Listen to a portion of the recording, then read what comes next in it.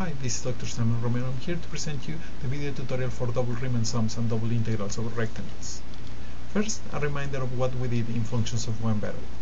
In functions of one variable, the area under the curve can be computed by just taking the integral from a to b of f of x dx. Now the question is, how do we compute this integral? Well, first the thing that we did is we approximated by something called Riemann sums.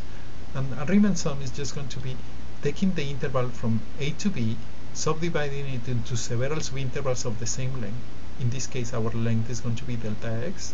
And in each one of the subintervals, we're going to pick a point, either the left endpoint, right endpoint, or the middle point, or actually any other point.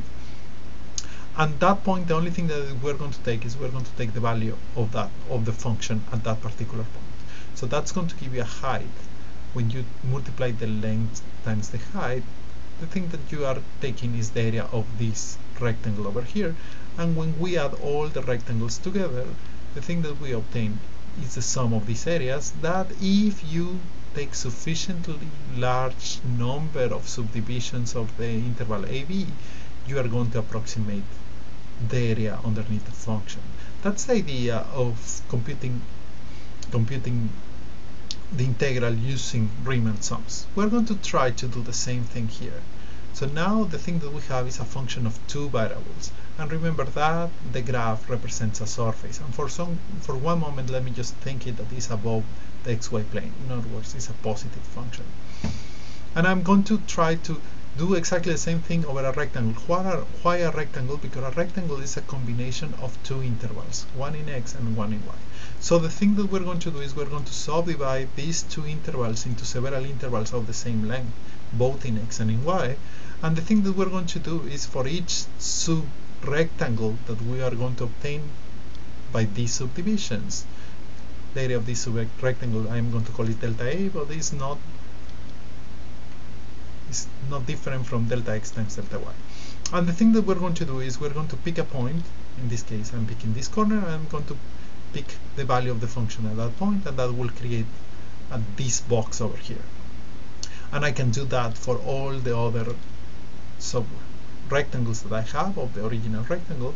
And the thing that I'm going to have is boxes that are going to approximate the volume of the boxes are going to approximate the volume underneath the surface. Here is the volume of one of the boxes, and when we add them together, notice that we have two sums because one is adding the rows and the other one the columns. So once we have all the sum of all the volumes of the boxes, that will approximate the volume underneath the graph of the function. So we're going to say that at the limit, when our subdivisions go to infinity, the volume is going to be equal to that limit. So let me give you visually examples of Riemann sums. So for example, if I subdivide by 2 the interval from 0 to 2 of this and I'm taking this particular function, I'm going to take a particular volume of these boxes together. When I take the subdivision b equal to 4, the volume is going to be more or less like this. If I take my subdivisions in each one x and y to be 8 subintervals, the thing that I'm going to obtain is this is the volume of the boxes. In other words, the Riemann sums. And when I take 16, it gives you this. Notice that now we're approximating towards a certain value. So these are examples of Riemann sums. But now the question is, well, how do I compute these, and why the Riemann sums are important? We're going to try to avoid Riemann sums. Actually, we're going to find theorems that are going to allow us to forget a little bit about the Riemann sums.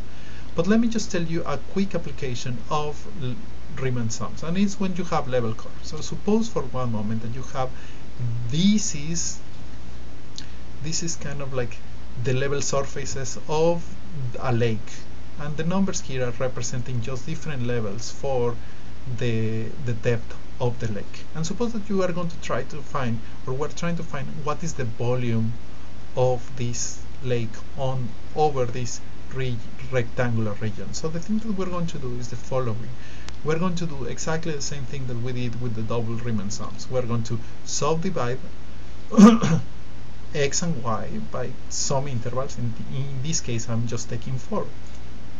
And the thing that I'm going to do is I'm going to take sample points in each one of these rectangles. So for example, here I'm going to take the sample point 0. Why? Because I know that this level is 0.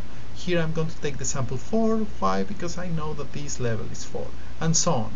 I take all these sample points. And now the thing that I know is I know that the Riemann sum is going to be the sum of all these sample points multiplied by the area of each one of these rectangles. So at the end, when I add them all together, I obtain an approximation of the volume. Of course, if I took more squares or more rectangles, I will have a better approximation. So this is a way that you can compute volumes without knowing explicitly what is the formula for the function, but knowing what are the level curves. And with this, we finish this tutorial by just saying the definition of a double integral. The definition of a double integral is just going to be the limit of the double Riemann sums, if this limit exists. Well, thank you very much, and see you next time.